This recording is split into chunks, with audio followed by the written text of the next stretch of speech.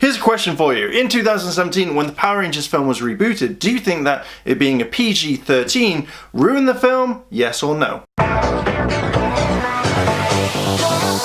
Now, the reason why I'm asking this is I always find that when a film like this comes out, either being Power Rangers or whatever, if it doesn't do very well, the director always comes out, or someone from the production team always comes out and says, hey, I don't think it did very well because of reasons. So when I came across these articles which were shared about, I'm going to link them in the description so you can have a look, I kind of thought, geez, it's another one. Why not just own up? The film didn't do as what you expected. Hell, just own it rather than just blame it on other things. And this time it's because of a PG rating. I'm going to now read you what the director said on the rating, and I want to see if you agree or disagree. Yes, definitely, definitely. And not only do I think it, but there's been market studies on it. And the findings have been that if the movie was a PG, I don't want to go into specific numbers, but if the movie had been rated PG, there would have been more traffic. I think the parents were unsure if they could bring their kids to the movie, which surprised me, because the movie is a tame PG-13. He then added, we did a lot of preview screenings, and to me, it felt like a 7-year-old might be scared, but in a good way. They liked that they were scared of Rita, but they still came out of the movie enjoying it. They liked what was going on. I think we really trend that line well. So it was disappointed that parents didn't know that they could take their kids to it. I'm hoping now, with it coming out on DVD and Blu-ray and on demand, that parents will feel more comfortable. That maybe that they'll check it out for themselves and see if it's suitable. Now, again, when I see this, when I hear about this, it just brings back the thing of, well, it's their fault for not coming to us. It's their fault. It's this. And when I read this, I just read BS. It was total BS. What I'm also going to add is I reckon at some point in the future, someone's going to come out from the team and say, yeah, I did this or I did that. So I hate to reference this film because this film doesn't exist. But the writer from Dragon Ball Evolution claimed for ages that it was the greatest film ever, etc, or something like that. And then later on, I think it was like a couple of years down the line, he came out and went, I'm really sorry, I just wanted this under my belt, I just wanted this, and I didn't really care about the fans, but now that I see how bad it is, blah blah blah blah blah, blah blah blah blah blah, it was a crap film. Seriously, it just doesn't exist. No, just no. But I digress on this one. So we're going back to it. I think that at some point down the line, we're going to see the writers, the directors, all that, actually coming out and going, really sorry guys, we dropped the ball heavily and majorly on this one. And no, we're not going to do it anymore. And we're going to pay attention to future adaptations, blah, blah, blah. All that normal thing. The reason why it didn't do well is because there were major flaws in it. It just wasn't the writing or anything like that. It wasn't the PG-13.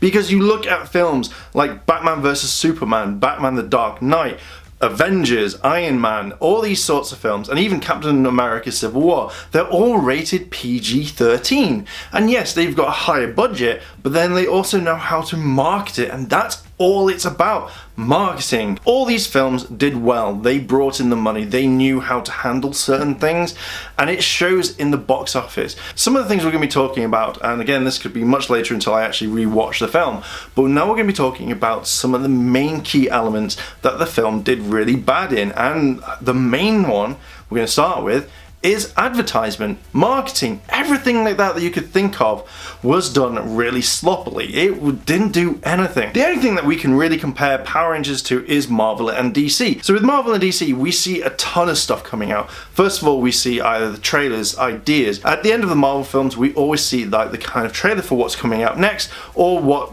part of the storyline. And with DC, they bring their stuff out, and you know, obviously they've just had their first kind of major stuff into the universe, or the cinematic universe, and you know, they throw in their bits, but they release trailers, you know, little bits of information way in advance. With Power Rangers, there was nothing. There was just hardly any advertisement. There was some part of the trailer that we got, and then it would be months until we heard anything. And I don't even mean from trailers, from social media, from Facebook, from Twitter, Instagram. We hardly saw anything. We also talk about it. Look at YouTube videos.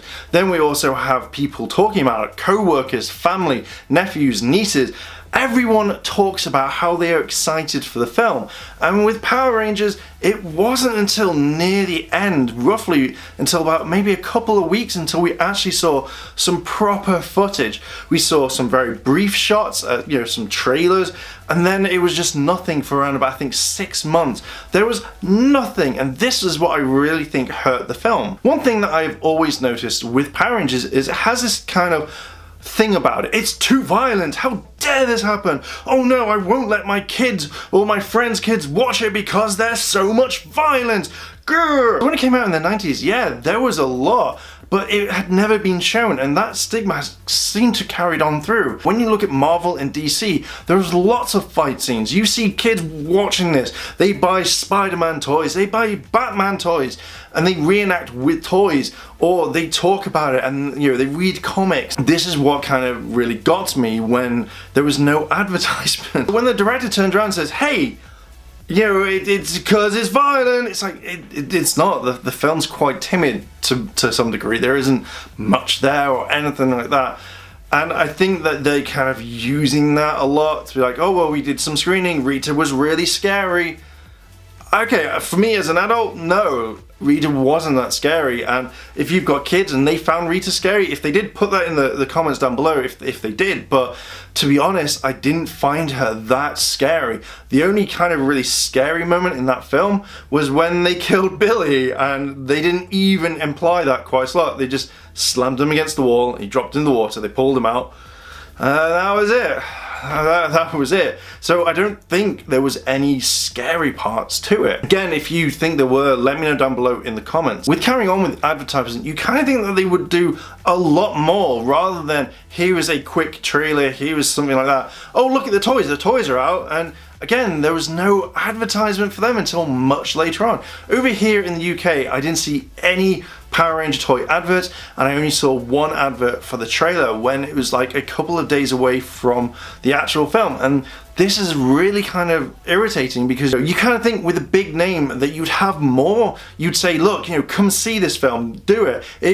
I think at the time it only went up against Beauty and the Beast. I generally think the whole marketing could have been done a lot better. If it was me in charge, I'd be putting out adverts, I'd be posting it everywhere on social media, and I'd be making sure that budget that they've given for advertisement would be used, but used willingly, either through Facebook, through Instagram, Twitter, YouTube, everything that I could get my hands on, the message would come out, but I would do it in stages. I just wouldn't say, here's a first trailer, 6 months down the line, there's a second trailer.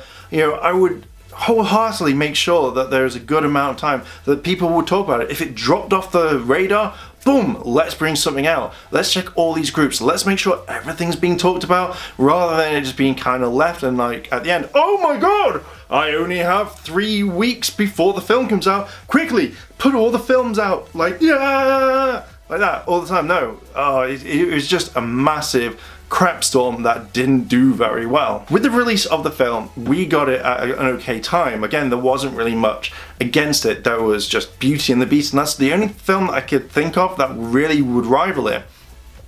But when it came to other things, mainly in like China, because we all know that within the film market, China is the one to go for. They're the ones that will bring in the money. But it went up against Guardians of the Galaxy 2.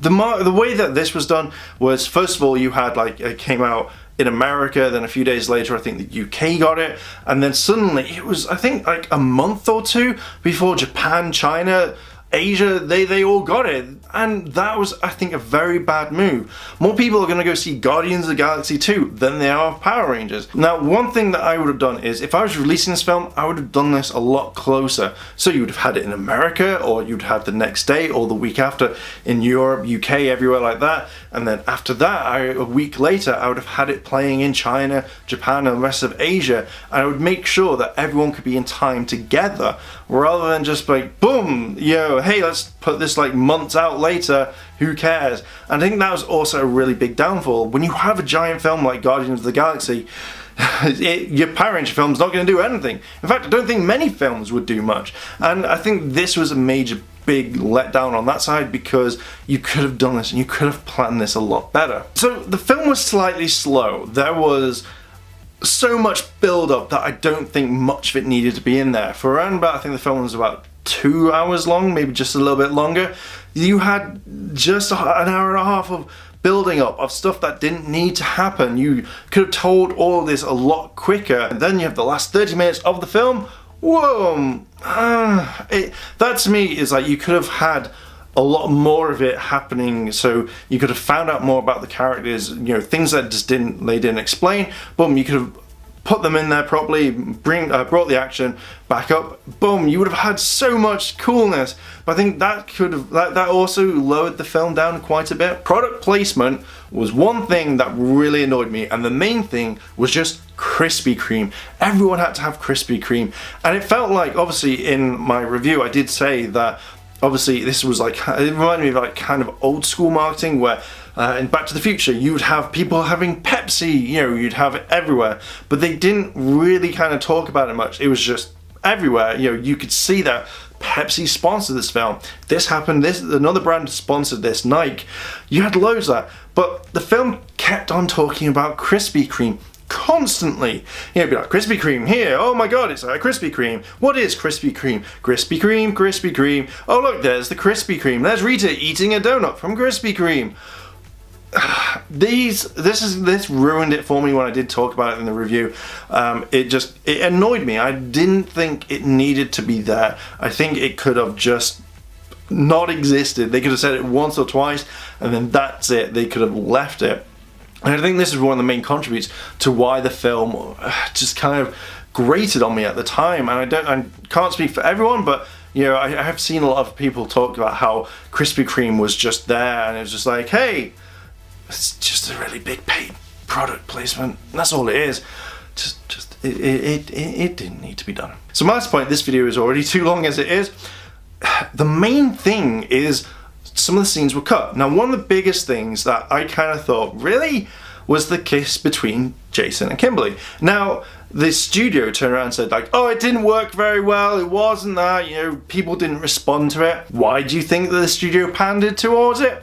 Because some of the fans were angry. How dare Kimberly kiss Jason? How dare! That kiss should have been kept for Tommy. And that's it. That's it. They heard it, they cut it because a lot of fans were angry that that one kiss just, you know, meant a lot more. How dare she? Oh no, it's Tommy. Tommy's gonna be pissed when he comes along to find out that she's kissed him. No.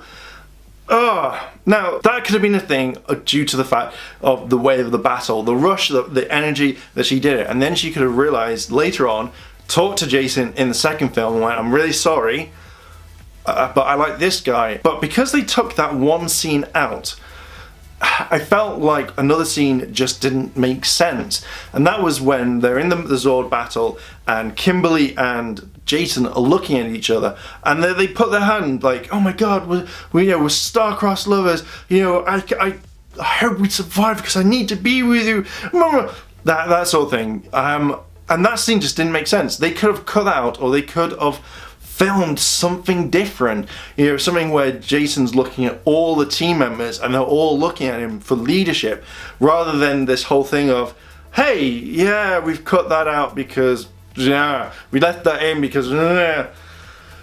So when it comes to pandering, I just generally thought it would have been interesting to see how the relationship between Kimberly and Jason was, and then when Tommy came along, stuff could happen. It would have been a very interesting, like, storyline. It could have been interesting, but no, they just listened to the fans that one, and that, I think, kind of annoyed me. At the end of the day, it was a quick kiss. It was in the trailer, you know, maybe they just went, oh, well, we don't want the fans to be angry. So Rangers, what do you think about this? Do you think that the director said that Power Rangers being PG-13 was wrong, that it should have been a PG, or do you think it was fine the way it is? Let me know what your thoughts are in the comments and let's discuss. And if you've liked this video, like, favorite, comment and subscribe. Check out all the other videos on the channel, and as always Rangers, thanks for watching and I'll see you in a bit.